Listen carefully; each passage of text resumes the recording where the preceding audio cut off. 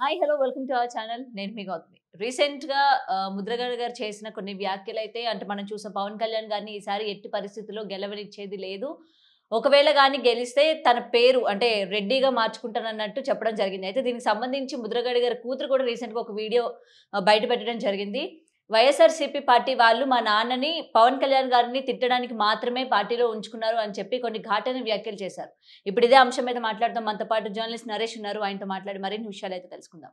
నమస్తే నరేష్ గారు. నమస్తే గౌతమి.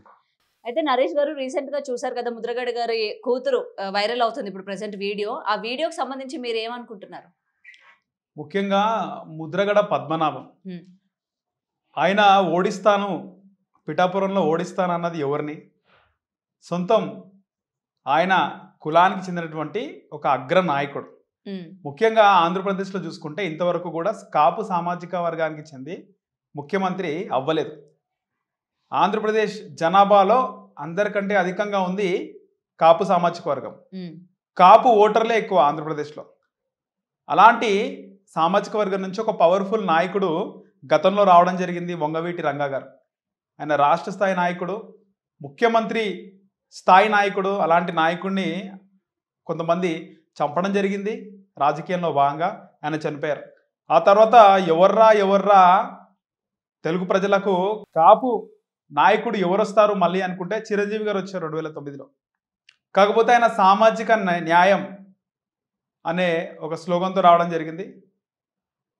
అక్కడ ఆయన ఎక్కడ కూడా కాపు సంఘానికి కానీ లేకపోతే కాపు సామాజిక వర్గానికి ప్రభావితం చేసే అంశాలు కానీ ఆయన మేనిఫెస్టోలో పొందుపరచలేదు.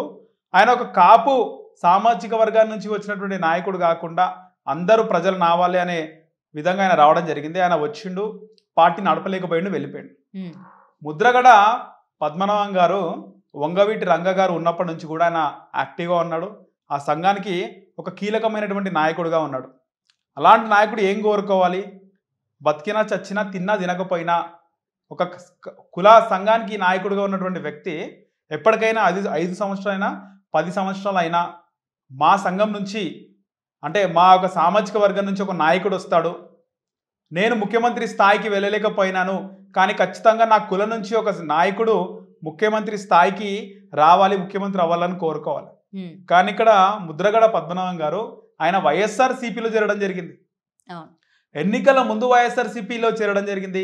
అంతకుముందు తెలుగుదేశం పార్టీ ఉన్నప్పుడు ఆయన అప్పుడు కూడా పవన్ కళ్యాణ్ చంద్రబాబుతో కలిసి ఉండడం, చంద్రబాబుకు జయగొట్టడం ఇష్టం లేకుండే. ఆ తర్వాత ఆయన ట్రైన్ దగ్ధం లాంటి సంఘటనలు ఆయన ఆధ్వర్యంలో జరిగినాయి.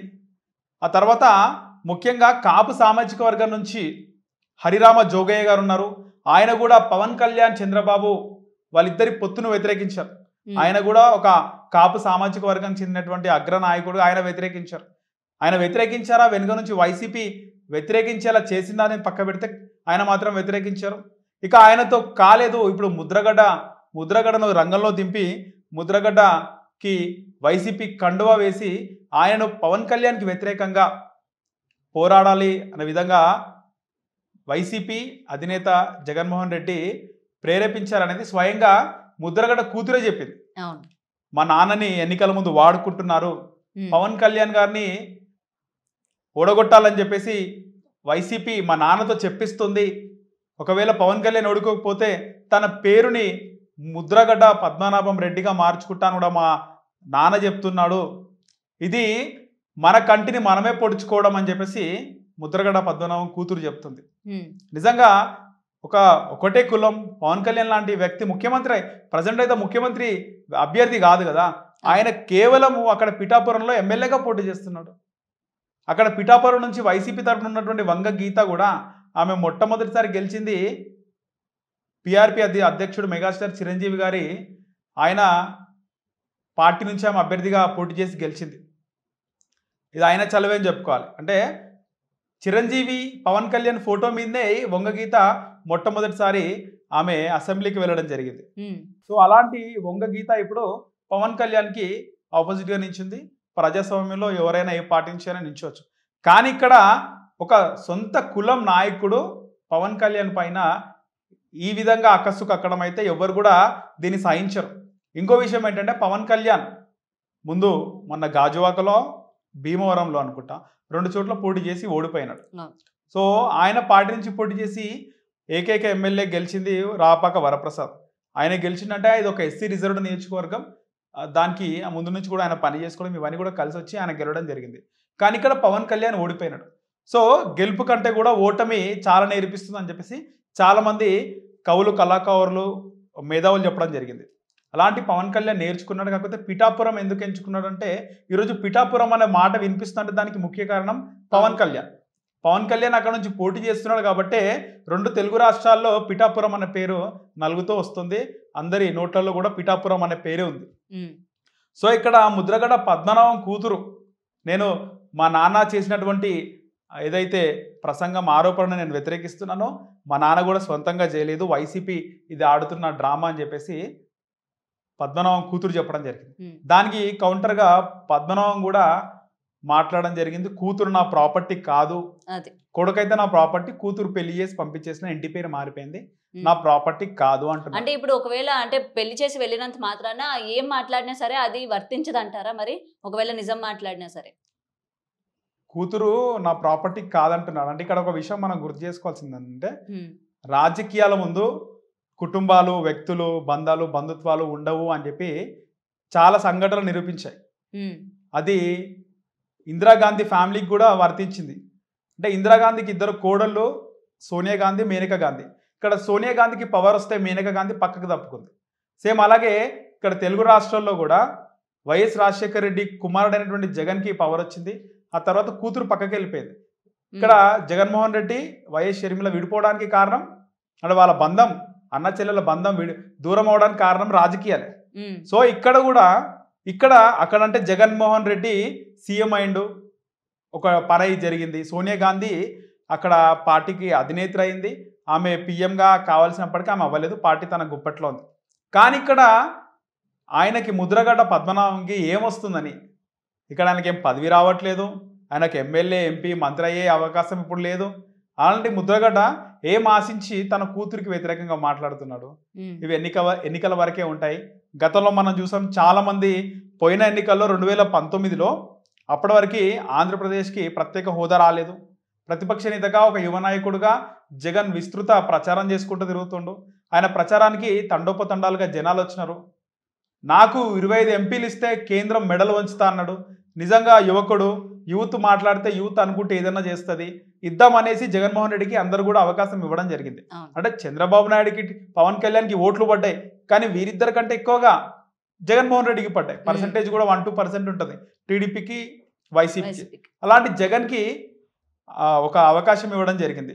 సో జగన్ కేంద్రం మెడల్ ఏ విధంగా వంచాడు అనేది ఆంధ్రప్రదేశ్ ప్రజలకి, దేశవ్యాప్తంగా అందరికి కూడా తెలిసిందే. కానీ ఆ తర్వాత జగన్మోహన్ రెడ్డి పరిపాలన చూసినారు.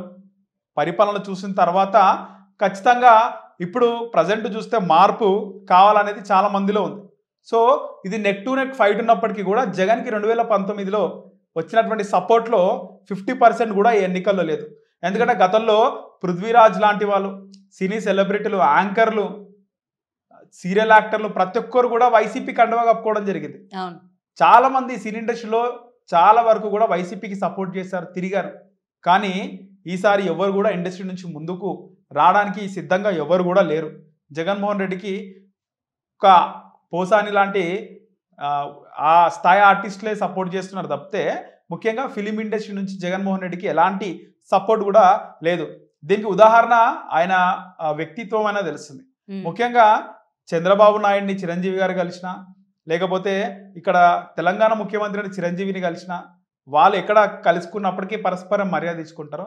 ఒకనాడు వీళ్ళు టికెట్ల విషయంలో ముఖ్యమంత్రి జగన్మోహన్ రెడ్డి దగ్గరికి వెళ్ళినప్పుడు చిరంజీవి మీరు పెద్ద స్థానంలో ఉన్నారు అని చెప్పి ఆయన దండం పెడుతున్నప్పుడు జగన్మోహన్ రెడ్డి గారు తిరిగి దండం పెట్టకుండా నవ్వు వదిలేసినారు. సో అక్కడ చిరంజీవిని కేర్ చేయలేదని పవన్ కళ్యాణ్ కూడా మాట్లాడడం జరిగింది. సో వీళ్ళు అనుకున్నంత గౌరవం అక్కడ ముఖ్యమంత్రి నుంచి రావట్లేదు, ఆయన వైఖరి వేరే విధంగా ఉంది.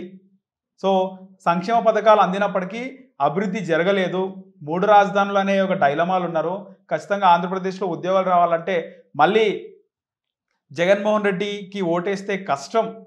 ఒకవేళ జగన్మోహన్ రెడ్డి మళ్ళీ వచ్చినా కూడా వాళ్ళు అనుకున్నంత ఉద్యోగాలు రావు, అభివృద్ధి జరగదు అనే ఉద్దేశంతో ఉన్నారు. సంక్షేమ పథకాలు అయితే అందుతున్నాయి కదా, ఉద్యోగాలు కూడా ముఖ్యమే కదా అనే విధంగా మెజారిటీ ప్రజలు ఆలోచిస్తున్నట్లుగా కూడా మనకు అర్థమవుతుంది. నరేష్, ఇక్కడ నాకు ఒక క్వశ్చన్ అయితే వస్తుంది. మనం ఇప్పటి వరకు చూసాం కదా, ఇప్పుడు టీడీపీ తరపున ఇంతకు ముందు కూడా కొంతమంది సెలబ్రిటీలు బయటకు వచ్చి మాట్లాడినా వాళ్ళని ట్రోల్ చేసిన సందర్భాలు మనం చూసాం. అంటే పేటీఎం బ్యాచ్లు వీళ్ళందరూ కూడా డబ్బులు కమ్ముడిపోయి మాట్లాడుతున్నారు అని చెప్పి. అయితే ఈ రోజు డైరెక్ట్ గా ఒప్పుకున్న సిచ్యువేషన్ మనం చూసాం. ముద్రగడ గారి కూతురు జస్ట్ తిట్టించడానికి మాత్రమే పెట్టారు అని చెప్పి మీరు కూడా చెప్పడం జరిగింది. అక్కడ పిఠాపురం నుంచి ఆయనకు ఒక పార్టీ అంటే ఒక సీట్ ఇవ్వడం కూడా లేదు, ఏమీ లేదు, అయినా సరే ఇటు తిట్టిస్తున్నారు అని అంటే ఆయన డబ్బులకి అమ్ముడిపోయారు అన్నట్టు ఒప్పుకోవచ్చా మరి? అంటే వీళ్ళు పక్క వాళ్ళని విమర్శిస్తూ ఉంటారు కదా, డబ్బులకి అమ్ముడిపోయి వాళ్ళకి సపోర్టివ్గా మాట్లాడుతున్నారు అని. గతంలో మనం చూసుకుంటే రజనీకాంత్ గారిని కూడా ట్రోల్ చేసిన పరిస్థితులు మనం చూసాం, అవునా కదా? మరి ఇప్పుడు దీనికి ఏమంటారు? ఇక్కడ ముద్రగడ పద్మనాభం ఆయన ఏ విధంగా ఎందుకు మాట్లాడుతున్నారు, లేదా ఆయన మాట్లాడవలసింది చంద్రబాబు పైన రాష్ట్ర వ్యాప్తంగా తిరిగి ఆయన మాట్లాడితే వేరే విధంగా ఉంటుంది. కానీ ఇక్కడ ఒక సొంత కులం వ్యక్తి పైన ఆయన ఓడిపోవాలని కోరుకుంటున్నాడు పద్మనాభం అని మనకు తెలిసిపోయింది. సో ఇక్కడ పద్మనాభం ఆయన మాట్లాడిన తర్వాత పెద్దగా ఎవరు పట్టించుకుంటలేరు. రాజకీయాల్లో విమర్శలు ప్రతి విమర్శలు సర్వసాధారణం, అందరూ కూడా విమర్శలు చేసుకుంటూ ఉంటారు. ఇక్కడ పవన్ కళ్యాణ్ ఓడిస్తారని ఓకే, అది అయిపోయింది కూడా, 2-3 డేస్ అయిపోయింది. తాజాగా ఆయన కూతురు వచ్చి మాట్లాడడం ఇది పద్మనాభంకి పెద్ద మైనస్. ఎందుకంటే ఎన్నికలు అయిపోతాయి, ఎన్నికలు 5 సంవత్సరాలకు ఒకసారి ఎన్నికలు వస్తే అయిపోతాయి. కానీ ఇక్కడ కూతురు తన ప్రాపర్టీ కాదు అనే మాట ఆయనకు ఆ తర్వాత వైసీపీ గవర్నమెంట్ ఉంటుందా ఉండదా, టీడీపీ గవర్నమెంట్ ఉంటుందా పక్కా పెట్టేస్తే ఇది తన కడుపున పుట్టినటువంటి కూతురు. రేపు ఖచ్చితంగా కూతురు ఊరుకున్న అల్లుడు ఊరుకోడు కదా. ఏదో విధంగా ఏదైనా డిఫరెన్సెస్ వచ్చినప్పుడు బాధపడాల్సింది ఇక్కడ ముద్రగడ పద్మనాభమే. ఎందుకంటే ఆ బాధపడే టైంలో వైసీపీ పెద్దలు కానీ జగన్మోహన్ రెడ్డి గారి వచ్చినా కూడా ఆయన బాధ తీరేంత ఉండదు. ఎందుకంటే తన కన్న కూతురు ఎన్నికలు అయిపోతాయి, ఇంకో 10 రోజులు అయితే ఎన్నికలు అయిపోతాయి. దాని తర్వాత కూతుర్ని కలవాలి అని ఉంటుంది, కూతుర్ని కలవాల్సిన పరిస్థితి వస్తుంది, మంచి చెడులు అవుతుంటాయి. అప్పుడు కూతురు పక్కన పెట్టేస్తే బాధపడాల్సింది ముద్రగడ పద్మనాభమే. ఎందుకంటే ఇక్కడ ముఖ్యమంత్రి ప్రధానమంత్రి పక్క పెడితే అందరికంటే ముఖ్యంగా కుటుంబ సభ్యులు ముఖ్యం, రిలేషన్స్ అనేవి చాలా ముఖ్యం. ఎంత డబ్బున్నా కూడా రిలేషన్స్ చాలా ముఖ్యం. కన్న కూతుర్ని ప్రాపర్టీ కాదన్నప్పుడు అల్లుడు ఉంటాడు, ఏదో ఒక విషయంలో అల్లుడు ఇక్కడ ముద్రగడ పద్మనాభాన్ని పక్కకు పెట్టేస్తాడు. ఆ బాధ అనుభవించాల్సింది ముద్రగడనే. అంటే రేపు పొద్దున్న ఎవరైతే పార్టీ నేతలు ఏం చేత చెప్పించారో వాళ్ళు ఎవరు తోడరారంటారా మరి? ఖచ్చితంగా రారు. ఎందుకంటే మనం చూసినాం గతంలో ఎగ్జాంపుల్ పృథ్వీ గారే ఉన్నారు, 30 years ఇండస్ట్రీ. ఆయన ఎంత సపోర్ట్ చేసినారు వైసీపీకి అప్పుడు, ఇప్పుడు ఎంత బాధపడుతున్నాడు ఆయన వచ్చి. అంటే అనుకున్నది ఆడ మనకు కనబడేది అంతా నిజం కాదు. అక్కడ ఎప్పుడైనా తేడా వచ్చినప్పుడే ఖచ్చితంగా వాళ్ళు అనుభవించాల్సిందే. కాకపోతే ఇక్కడ ముద్రగడ కూతురు కూడా ఆయన బయటకు వచ్చి మాట్లాడడం ముద్రగడకు మైనసే. బహుశా ఆయన కూడా ఆలోచించలే అనుకుంటా కూతురు ఇలా వచ్చి వ్యతిరేకంగా మాట్లాడుతుందని చెప్పేసి. Okay, right. Thank you Naresh. Right.